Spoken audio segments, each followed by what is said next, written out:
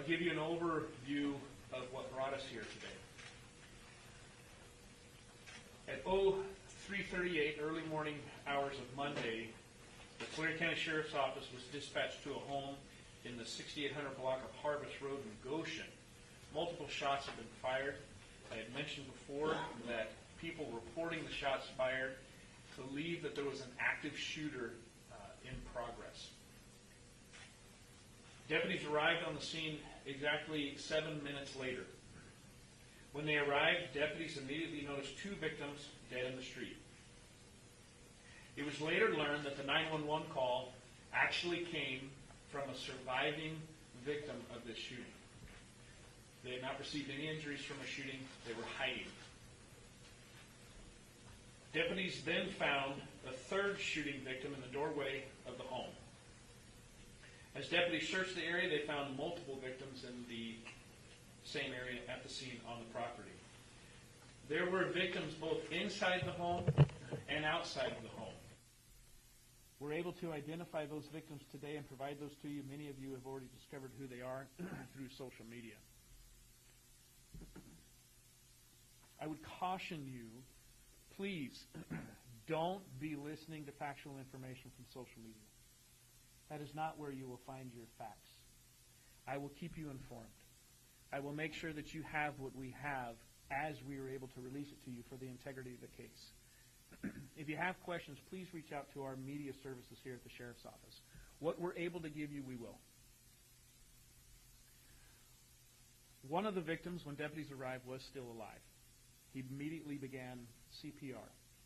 Unfortunately, he died at the hospital. The victims are here. Eladio Perez, 52 years of age. Marcos Perez, 19 years of age. Jennifer Anaya, 49 years of age. Rosa Perez, 72 years of age. Alyssa Perez, 16 years of age. And Nicholas Perez, 10 months of age. I'd like to make a correction. On scene that night, we believe that the young teenage female was 17 years old. In fact, we later learned that she was 16 years old, and I believe I put out that she was 17. We also believed at the time that the infant was 6 months old. We later learned that it was 10 months old. So I want to make that correction for all of you today. She was 16, and the small infant was 10 months old. She was found, along with the infant, laying next to her mother, his mother, down the street. We believe that the 16-year-old teenage mother and her small infant actually was fleeing and running from the scene. What we have since learned through forensics, that it was clear that the shooters stood over the top of the 16-year-old mother and fired rounds into her head. The 10-month-old infant also suffered from the same attack. None of this was by accident. It was deliberate.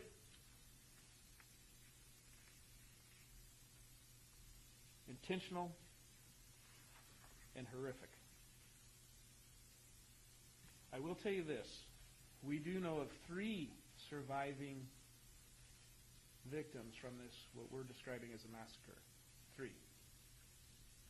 We will be interviewing them and collecting as much information as we can. There was one person inside the home hiding as they could hear the gunfire erupting inside the home. The description from him is that he was in such a state of fear that all he could do was hold the door, hoping that he was not the next victim. Detectives, at this point, we do believe that we are in the search for 2 known suspects.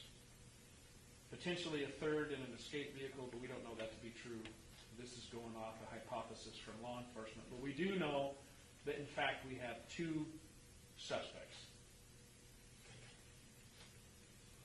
It is very clear that this family was a target, and that there are gang associations involved, as well as drug investigations with us in this home. But let me make this very clear. Not all these people in this home are gang members, and not all of these people in this home are drug dealers. The 16-year-old female is an innocent victim. The grandmother inside appears to be an innocent victim, and definitely this 10-month-old child is an innocent victim. I'll tell you a little bit of the history of the home. On January 3rd of this year, Tulare County Sheriff's Office patrol officers conducted what we call a parole compliance check. Basically what that is when we know people who are on felony parole and are in the community, we will stop and make sure that they're abiding by the law. This compliance check done on January 3rd is the same home where the massacre occurred on Monday. This is a known home to our department. This is where gang activity has routinely occurred in the past. During that compliance check, deputies saw shell casings laying on the ground outside the home. When asked if we could go inside and search, they refused, and that's where the search warrant was read. We obtained a legal search warrant from a judge, and we were able to do a search warrant of the home. And we found Eladio Perez, who was already on felony convictions, was in possession of ammunition, felon in possession of a firearm, felon in possession of a short-barreled rifle, felon in possession of an assault weapon, a loaded weapon in possession of a firearm, and possessions of a controlled substance. He unfortunately was able to bail out 4 days later. So law enforcement, doing their due diligence in community service and protection, part of our duties is to go into these homes and try to remove guns, drugs, and that type of activity. And this home was known to us. That's how I'm able to say that this is a gang-related activity. I have also been quoted as saying this was a cartel-like execution. Make no mistake, I'm not saying that this is a cartel, but also be clear that I am not eliminating that possibility.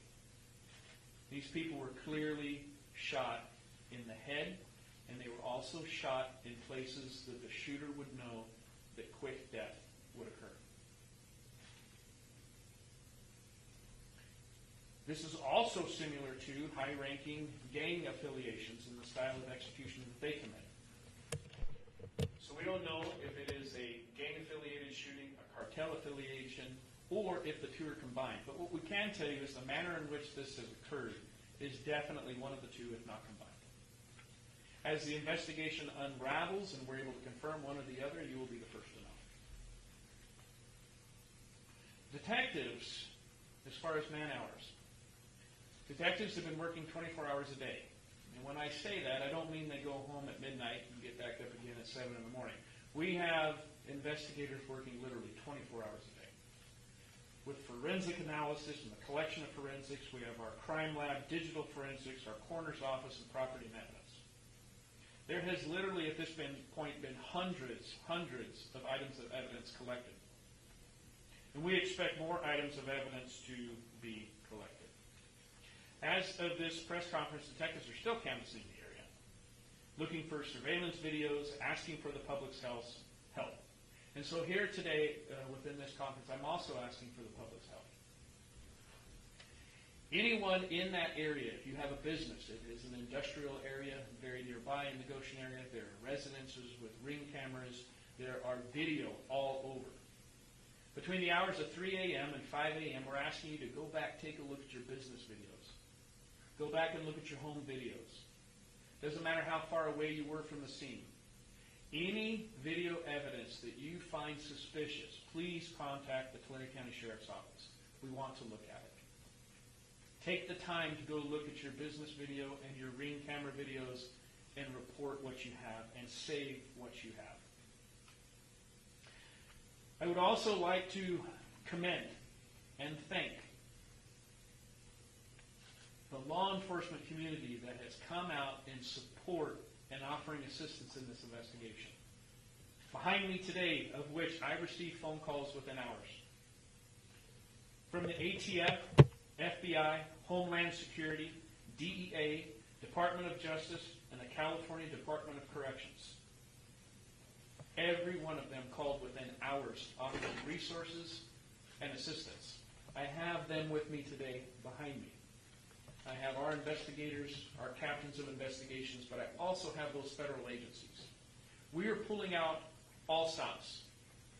We are turning over every rock. Every bit of information in the community that you feel is suspicious or that you would like to give us, we want it. I received a phone call from U.S. Congressman Jim Costas. He offered victim support. He sits on a committee for victims of these types of crimes and have offered federal support for our victims. And we must remember we have victims. I will bring you up to date as to autopsies. Autopsies on the bodies have started today. They will likely be completed on Friday. That'll be part of the information in our next press conference that I'll be able to provide.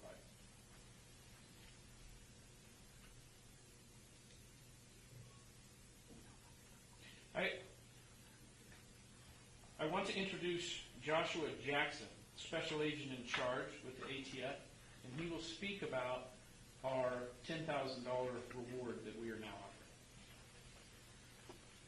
Thank you, Sheriff. Hey, good afternoon. My name is Joshua Jackson. I'm the Acting Special Agent in charge for the San Francisco Field Division ATF. ATF's mission is simple and clear. It is to prevent, reduce, and solve violent crime. In this particular instance, solving this investigation is a priority of this investigative team. Law enforcement, we know, pooling all resources, our expertise, and our partnerships, federal, state, and local partnerships, will give us the best result to bring justice to these victims.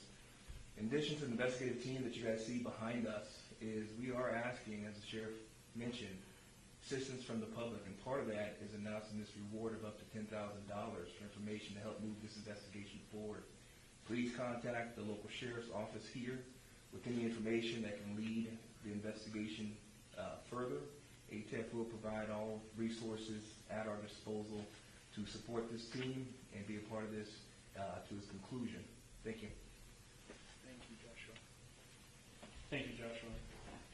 So I want to announce to the community as well. There's a $10,000 reward.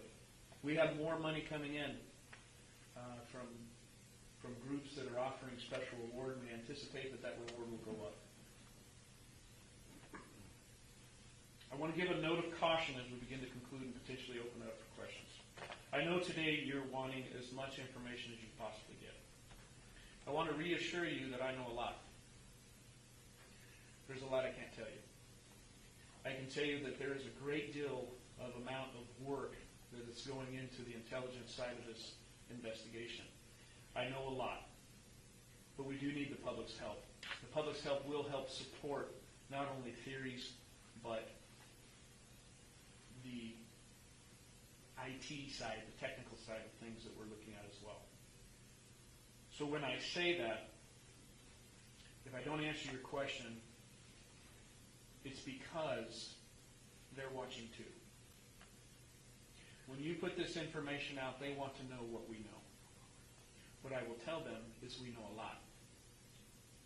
We anticipate that there will be arrests. When that occurs, I can't say that that happens in a week's time or even a month's time. But what I can tell you is that we will be slow, methodical, accurate, precise, and that we will make sure that when we make these arrests, that this investigation for the victims, these people will be held to justice.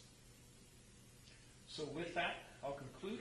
I'll open it up to questions. I just wanted to be able to bring you and the community up to date. Again, to the community, this was not a random act of violence. This was a very specific, targeted act of violence. So I don't want the community to be scared or worried. I will say that I have received, not only on social media, but personal phone calls, text messages, as well as me and my staff, heartfelt condolences for the family and this young 10-month-old child, young teenage mother, the grandmother inside the home. Innocent victims. Should have never occurred. We want to hold them to justice. So with that, I will open it up to questions, and if I can answer. Sheriff, you mentioned you're still working out if it's a gang or cartel organized group. Do you believe them to be local, whether it's any of those groups? Well, when it comes to certain gangs, as well as the cartel, there is local connection that spreads across the state. I can tell you that some of our investigations have already led outside the county. Sheriff, during your time as sheriff here in Tulare County, is this one of the most serious things you have seen? I've been with the sheriff's office for 36 years. And the world that we live in as far as investigating and working for our victims is an ugly world. This is one of the most egregious that I have seen. However, I have seen many very similar to it. What I have not seen is the very apparent murder of a 10-month-old child for no reason.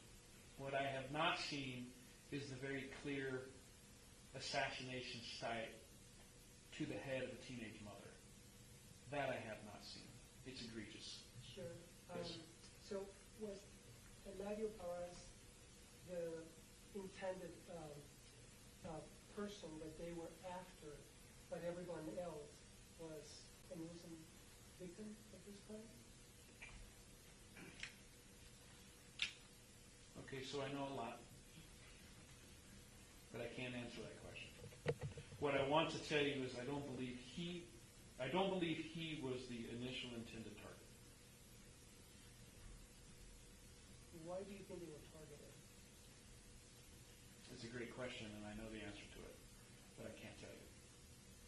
Have you dealt with a lot of cartel crime in the past, or like what's the spectrum on that? Well, I can tell you that we do have cartels here in the Central Valley. We do have cartel in Tulare County. I am the vice president of the California State Sheriff's Association. I meet with the sheriffs on a regular basis. I can tell you cartels are here. They are here for multiple reasons. Selling drugs is lucrative. There's a lot of money to be made, and it focuses on the money. The other is that we have a very unsecure border right now. There's a lot of back and forth when it comes to the cartels and free movement up and down the state and across the border. We have intelligence on cartels as well as gangs and drug trafficking organizations and the like. Most of those crisscross each other many times. But be very clear, I'm not identifying or pointing the finger at any one cartel. I'm not. I'm saying that what took place is very much like what we've seen in the past when it comes to an execution by cartel. Are you able to tell us the relationship between everybody on the board here, all the victims? We can. I just received a briefing, but I think it might be better served, Lieutenant, are you able to give the relation of all those on the board?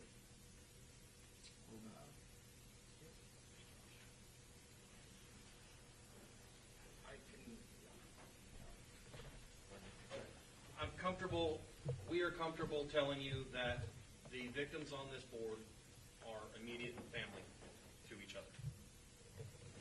That's what I'm comfortable releasing them. Okay. So They're I think immediate. it's referring to grandmother. Yes. Rosa is the grandmother. Lisa is the grandchild to someone who survived at the scene. This is another grandchild, I believe, of someone at the scene. This is a girlfriend very close to one of the survivors. Nicholas is Alyssa's young son. So, I hope that helps. What about the survivors? What can you share with us about them? What can you tell us about what their experience was? How are they going to be able to help you in your investigation? Yeah, that's a great question. One of them, as I indicated, he could hear the shots being fired up and down the hallway. He put his feet up against the door and laid flat as he could, hoping no one would come in. He actually describes them rattling the doorknob to see if they could get in, and then they moved on, leaving him inside. The two others were hiding in a nearby trailer where one of the victims was shot in the threshold of the trailer door. Fortunately, the two suspects in this case never entered that trailer, and they remain hidden inside the trailer. So we have 3 surviving victims who are providing a great deal of information. So last time that you were interested, did you say some drugs or weapons, or is that something that you found yourself in the past? We have. In the past, we have found methamphetamine, marijuana, and automatic weapons. Do you have a description of the people that you're looking for that were involved in this homicide? I do not. Not a description of a car, none whatsoever. I know certain things that I'm not able to release right now. I will tell you, there's many of the questions that you're asking they're great questions. They really are. And it's things as we move along, I'll be able to come back at the next press conference or the one following. Hopefully I can answer them with more detail. I will tell you that the gentleman behind me, as well as me and my administrative staff, we have been in briefings on this case, and there's a lot that we know. But again, let me just reiterate, I have to be very careful and cautious because they're watching what's happening today as well. With that, is there any way to tell the connection between the suspect and the victim? As far as a relationship, or as far as Yes, like how you know that they're a suspect. well, I can tell you that there's been certain things turned over to us that bring us to that conclusion. They knew each other. The suspects knew. I don't think they did. Okay. Goshen, being a population of just 3,000 people, would you say that this is shocking for it to happen there? It's shocking for the nation. Not only is it shocking for a small farming community of something like this to take place, it's shocking to our county, it's shocking to the state, and I have to tell you, I'm receiving phone calls from all across the country. Fellow law enforcement, people just of concern. It's shocking. It's shocking that we live in a community where this type of danger exists. We realized that there was wrongdoings going on at that home. That's what we do as good cops. We investigate those types of things. But there's also innocent victims here as a result of that type of behavior. And going in and massacring an entire family goes above and beyond. This is why I continue to focus back on a high-level gang-style execution and or cartel execution, because this is not the normal. Not the normal for us in this county anyway, and arguably not the normal for the state of California. Was the 10-month-old child in foster care and on a visit with the mother? Oh, that I don't know. That's a great question. If you have that, I don't know that. All I know is that it, in fact, is her child. She was laying next to that child, both of them with gunshot wounds to the head when we arrived. And do you think that this shooting was mapped out of the residence? Because it happened fairly quickly for your deputies to arrive within 7 minutes. And exactly my point. Much of what we're going over, much of our SWAT team is very much involved as well. This was methodical, well planned out, tactical, executed quickly. So from the time of the phone call until we arrived was a very short amount of time. And by then they were long gone. So what they did to plan it out, I can't say. We haven't talked to them. I plan on speaking with them. And we'll see exactly how that was done. Again, and it's important, anyone with video surveillance or video cameras, ringtones, anything within the community, it's going to help us tie together a timeline as well as the manner in which we believe it happened. Sure. You have federal authorities working with you. What kind of assistance are they providing for you in this investigation? Well, there's a lot that federal resources can provide when it comes to intelligence gathering. That they're doing, I've been asked to hold, not to provide or turn over. And there's a reason for it. The reason is, again and again and again, we don't want future evidence to be destroyed because they know from this press conference what we're looking for.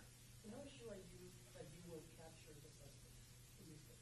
Well, no one in life can be 100% sure of anything. My hopes are that we capture them. I have high hopes. I have high hopes with what I've been briefed on so far and what I've seen, the amount of energy and effort that's going into these cases when it comes to our local investigators within the agency themselves, as well as our federal counterparts that have sat with our teams putting together a good quality case. I'm very confident that we will result in an arrest. The timeline on that, no one can tell. I don't want to rush anything. We want to go slow, as I indicated before, methodical, and make sure that we do the right thing. Sheriff, I know this is an extreme example, but it strikes me that there's been a spate of recent seemingly gang-related killings in other rural areas, places where we wouldn't normally maybe associate with those types of crimes. Can you talk a little bit about why there seems to be an increase in gang activity in rural places in particular? Well, I think what we're starting to see, if we want to go deep into it, what we're starting to see is that gangs have existed for many, many years in California through our state correctional system, evolving into the community. It's all surrounding geographical ownership as well as being able to make money, whether that's through prostitution, whether that's through extortion, whether that's through drug dealing or gun arms dealing. Any way that you can make money through criminal means, they're going to do it. What we've seen is that gangs don't typically want to be identified by law enforcement, and so they'll live quietly and peacefully within a quiet community. never being noticed by anyone who's living around them until something tragic occurs. When something tragic occurs, everyone says, where did this gang come from? Well, they've infiltrated a community and live there making money under the protection of living out in the open. And so we're starting to find a lot of that in California. Also, I would have to reiterate is that, California has taken a very soft on crime approach. We have to begin holding people accountable for violent crimes. People who use guns who are criminals need to be held accountable for using guns and being criminals.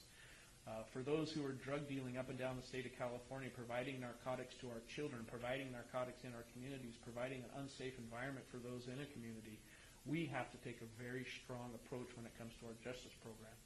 We need to make sure that we're holding people. To the state of California, we need to hold people. We need to take a look at what we've done with our criminal justice system and begin putting people back in prison for these types of activities. The suspects could be either out of the state already or in another country? I can only surmise. If it was me, I wouldn't be anywhere near here. But then again, to your point earlier, maybe the best hiding place is right where you think we're not going to look. So we're going to look under every rock, whether it's into Mexico or into Canada or across the country. That's why our federal counterparts are here. It's going to be far-reaching the long arm of the law. If you left our county, that's good, but you're going to be back. You're going to be back sitting in a jail cell awaiting justice. So that's a great question. But law enforcement and partnership over the years have learned to collaborate and work together. Much like the recent Idaho shooting, as you saw, he traveled all the way across the country. But law enforcement worked in partnership to get that man in custody. It didn't matter how far he went, and we were going to treat it as the same. Sheriff, the father of the baby, he's one of the survivors? I'm sorry? The father of the baby, he's one of the survivors, or no? Do you guys talk with the father? I don't know who the father is. I wasn't briefed on that today. I'm sure investigators are aware of it, but I'm not sure who the father is. I'll find out for you, so don't leave today until we find out. Yes? Is there welfare services involved? As far as what? With her and the child? There could be. Our focus of attention right now is not that. Our focus of attention right now is catching mass murders. If it comes to welfare services or what was involved with that child as to services, I would divert that question to welfare services. I don't know that. Sorry, what other counties are you working with right now? I can tell you that Donnie Youngblood, Kern County, reached out to me, offering up assistance. I had San Benito County Sheriff's Office reach out to me, wanting to see if they could send gang investigators down. I received phone calls from law enforcement and sheriffs all over the state of California saying, because I know them, as well, not just because I know them, but it's law enforcement trying to do the right thing. If we need more people, I can make a phone call tomorrow and have a bunch of people here. But I'm very confident in my staff and what they're doing. They're very skilled and veteran investigators. They've collected a lot of information over the last few hours, partnering with our federal counterparts who are equally as talented in the fields that they are in. I'm very confident in who we have and what we're doing with this agency. And in the need that I do have to reach out and do some more, we will. I can tell you that I'm reaching out to other sheriffs for the potential of intelligence gathering and or potential arrests in the future. So we'll see. Have you contacted Border Patrol already? Two things. I'll come back to you, sir. Border Patrol, we have not reached out to them, as I understand, but we do have our federal counterparts who have connections with the Marshal's Office, as I was briefed this morning, that will be monitoring both borders, Canada as well as Mexico. Sir, your question in the back? Yes, do you have someone that can give some information in Spanish? We do. We talked about that earlier. We'll have a Spanish speaker, Captain Torres. He'll be able to give you some information if it's a little easier for you in translation into your audience. Yes, of course. Sheriff, we've been walking around Goshen a little while for the past 2 days, and a lot of the neighbors there, they're very scared. I know that you've been saying that this is not a random act, and you believe that this family is targeted, but a lot of the people in that neighborhood, they're pretty scared right now. So do you have a message for them? And I would be, if it was me, if I'm in my home and my neighbors were just massacred in a slaughter, I would be scared too. I'd be locking my windows and locking my doors. But this is what I will tell you. This was, I'm confident, factual, that they were targeted for a reason, some of which I can't share. They were not there to hurt anyone else in the community. But be vigilant. Be aware of your surroundings. Call us if you need us. We'll be there. I can tell you that we're working with the Visalia Unified School District today. Our school resources officers went out to the local elementary schools to help with that school district, just to meet with the children, to give them a sense of peace, to give them an understanding that law enforcement is here for you.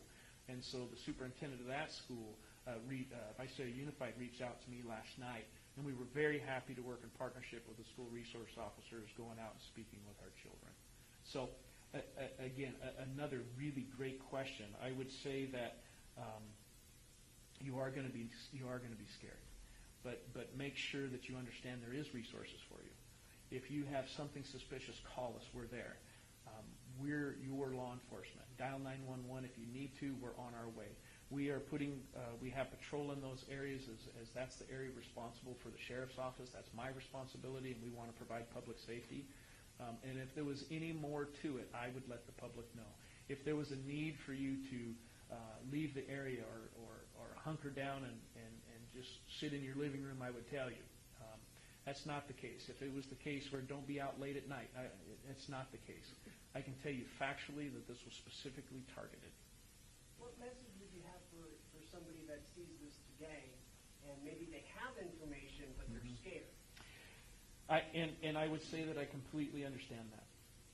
Holding on to information that you have, you would feel maybe you may be a target. What I want to explain to you is that we have anonymous tip lines. We have anonymous text tip lines, and we'll provide those for you through our media team. They'll make sure that you have them. You can call anonymously and never give us your name. No one will ever know who you are. But that little bit of information that you do give may very well be the tipping point for a case. I understand the community being scared. When this occurred, and my undersheriff gave me a phone call, it was 3:30, 4 o'clock in the morning. It's not our norm, and I understand the community's fear of what just occurred. Time does heal all wounds. Let's give it some time, but in the interim, understand, we are there for you. We are there for our community. And we have put a little extra patrol so that they can see our patrol officers out there to give them more comfort. Yeah, great question. Sorry, as far as the survivors go, are they in any danger? Well, I don't want to say no. I mean, this was definitely a specific targeted massacre. I don't know how else to put it other than massacre. I mean, multiple deaths at close range. We have offered support. We have offered security if need be. The family's refusing that at this point. So for me to speak on their behalf would be very difficult. But I would always be vigilant of your surroundings, especially after something like this. A lot of these incidents, they tend to have some sort of retaliation. Is there anything the sheriff's office is doing to possibly stop that? That's another great question, but I will tell you that I don't believe that it's a retaliatory situation. My last question, Sheriff. Sure. You paused a bit when you were describing the horrific scene there. Mm-hmm. I can imagine a lot of people are shocked all over the country, all over the state. How are the deputies doing who got there yesterday morning? You know, that's another great question. We have employee assistant programs with the sheriff's office when the time comes if they need it. But I can tell you right now, they are in work mode. They are focused. They are doing what they're trained to do. They're professionals. They're working very, very hard. I see it. I can tell you that many of those officers that are out there on scene, I see a couple here, I get chills because they're fathers. They're fathers. They're brothers. They're dads. They have grandmas. And so when we go out to these things, as a human being, you can't help but be impacted by what you're seeing. But what I can tell you is that when I arrived on scene, I was receiving detailed information and briefings because they rolled right into the professionals that they are. And they will continue to be professionals working hard each and every day until we have people in custody for this crime. Great question. Thank you very much. Sure. Yes. So you probably remember this. In 1995, we had a shooting in Tulare, off this place, and 5 people were killed that day. Has anything of this nature happened since then in between? Is this most significant? I'm having the hardest time remembering anything of this nature with this many people at once in a long time. Any of my staff recall anything more? That was 2, wasn't it? It was 4 on the reservation. Okay, yeah, I do remember that now. We did have a case on the Indian reservation. I think it was 4. They're indicating that there was 4 people. I do remember that case. But this one carries a little bit different twist. Now, I'm going to tell you why. I know for a fact that this young lady was running for her life. And I know for a fact that there was no reason to kill her, but they did. I know for a fact that this 6-month-old baby was relying on the comfort. 10-month-old baby was relying on the comfort of her mother, his mother. There was no reason to execute that baby, and they did it. Somehow we wrap our minds around the fact that gang members killing gang members is a bad thing, and we investigate those to the full extent of the law. We have a grandmother who was shot and killed while she was sleeping in her bed. We have a 16-year-old female trying to protect her infant. So it carries a different feel, in my opinion. But yes, it's tragic, and haven't seen anything like this in years. Yes.